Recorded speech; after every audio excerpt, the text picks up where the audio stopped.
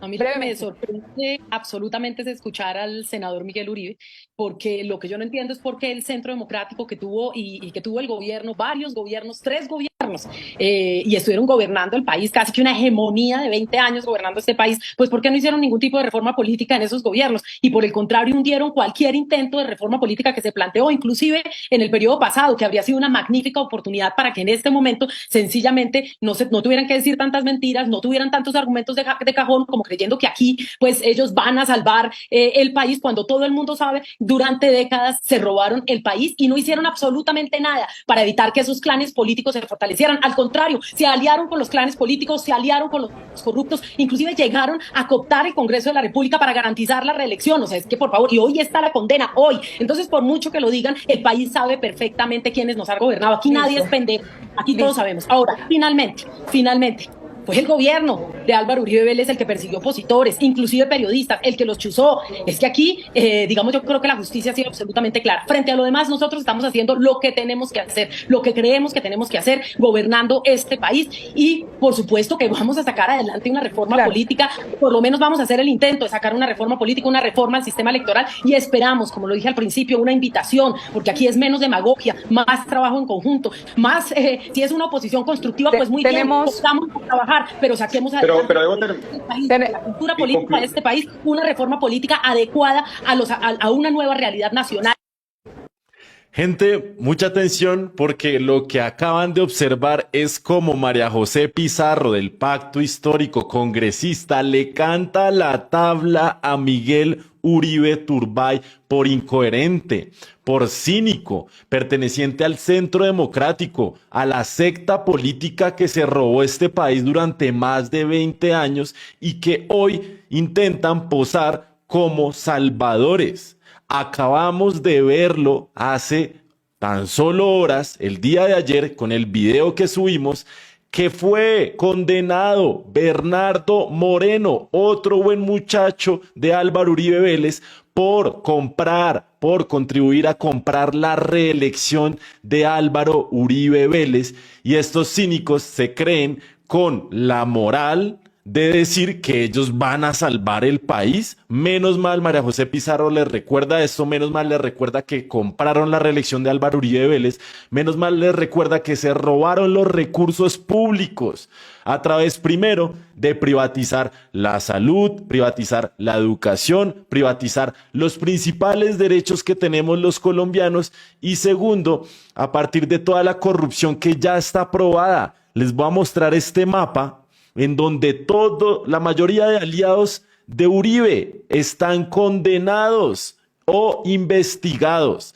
Bernardo Moreno, secretario general durante el primer gobierno de Uribe y exdirector del DAPRE, condenado el día de ayer por la Corte Suprema de Justicia. Alberto Velázquez, secretario general de la presidencia hasta 2004, condenado. Andrés Felipe Arias, ministro de Agricultura entre 2005 y 2009, condenado a 17 años de cárcel. César Mauricio Velázquez, jefe de prensa de Álvaro Uribe, hasta el 2010 tiene una investigación abierta por las chuzadas del DAS. Seguimos. José Obdulio Gaviria, ideólogo del uribismo, perteneciente al Centro Democrático, tiene una investigación en la Sala Penal de la Corte Suprema por las chuzadas del DAS. Edmundo del Castillo, secretario jurídico de la presidencia durante el gobierno y el segundo mandato de Álvaro Uribe, tiene una investigación por visitas al jefe paramilitar alias Job a Palacio. Seguimos. Diego Palacio, ministro de Protección Social de Uribe entre 2003 y 2010, está condenado. Seguimos. Mario Uribe, primo del expresidente Álvaro Uribe, fue condenado a 7 años y medio en 2011 tras recibir pago por el paramilitarismo. Sebas Pretel de la Vega, ministro del Interior y de Justicia de Álvaro Uribe Vélez, condenado. Oscar Iván Zuluaga, ya hemos visto las investigaciones que se adelantan en su contra por la corrupción de Odebrecht. Luis Alfonso Hoyos y Luis Carlos Restrepo también están investigados. Mauricio Santoyo, jefe de seguridad de Álvaro Uribe Vélez, condenado a 13 años por haber ayudado a narcos. Y es que la lista sigue, gente, la lista sigue. Y hago una breve pausa para que primero, por favor, ayuden a difundir esta información. El cinismo del uribismo y de los tibios que posan de alternativos, pero que son igualitos a los del Centro Democrático. Hoy ese uribismo quiere posar de Salvador, pero vean esta realidad. Álvaro Uribe Vélez es el expresidente con más número de funcionarios condenados e investigados de la historia de Colombia, y esto no lo están mostrando los medios tradicionales de comunicación. Aprovecho para agradecerle a Moonlight por su donación. Dice Moonlight: por fin te cojo en vivo, gracias por tu trabajo. Usualmente yo hago los envíos temprano en la mañana, excepcionalmente los hice hoy en la tarde. Vamos a ver, no sé ustedes qué horario prefieren, que los haga en la mañana o que los haga en la tarde, pero el caso es que todos los días tenemos video para que usted se suscriba, para que usted difunda esta información, porque hoy todo el uribismo está callado con estos condenados. Les menciono otros nombres: María del Pilar Hurtado, directora del DAS entre el 2007 y 2008 de Uribe, condenada. Jorge Noguera, director del DAS entre 2002 y 2005, condenado. Y la lista sigue, gente. Entonces, que no venga el uribismo a decir que son unos salvadores, porque, como lo vimos el día de ayer, son los primeros en que ayudaron a comprar de forma fraudulenta, corrupta e ilegal la reelección de Álvaro Uribe Vélez a la presidencia en su segundo mandato. Esto ya fue confirmado por la Corte Suprema de Justicia el día de ayer. Eso en primer lugar. En segundo lugar, Gustavo Petro le pegó tremenda peinada a Daniel Samper Ospina, cuyo único mérito es ser sobrino de Samper, el expresidente. Ese es el único motivo por el cual este sujeto tiene algún tipo de visibilidad pública. No tiene mérito propio, es un acomodado, es un privilegiado, es un millonario que utiliza ese privilegio para atacar a un gobierno que quiere gobernar, no para esos millonarios, sino para todo el pueblo que necesita garantía de derechos.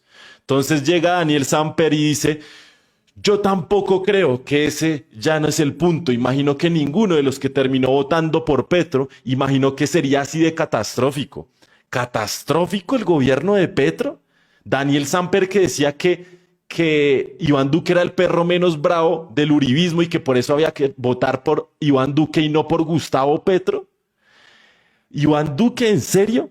El que permitió que se robaran 500.000 millones de la paz, de OCAT Paz, el mismo que permitió que se robaran 70.000 millones del internet de los niños, el mismo que cometió falsos positivos en Remanso, en Putumayo, el mismo que permitió el bombardeo y lideró y ordenó el bombardeo a menores de edad, y la lista sigue en los escándalos de corrupción y criminales del gobierno de Iván Duque, y este tibio, posando de alternativo, ahora dice que es un gobierno que es catastrófico. Entonces bien hace Gustavo Petro en responderle, en sentarlo, en callarlo y en peinarlo, al decir: ¿por qué estas personas piensan que es catastrófico pasar de 50 a 70 billones el presupuesto de la educación pública o el de agricultura de 4 a 9 billones para lograr la reforma agraria que tanto necesita este país? ¿No les parecía catastrófico que las sedes universitarias se cayeran, cerraran las escuelas y los campesinos sin tierra?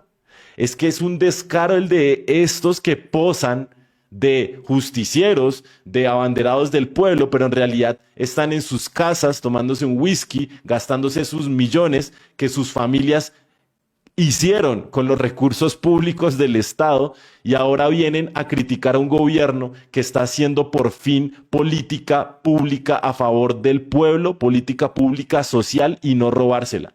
Ellos, de la clase privilegiada, de la élite de este país, prefieren un presidente que se robe ese dinero.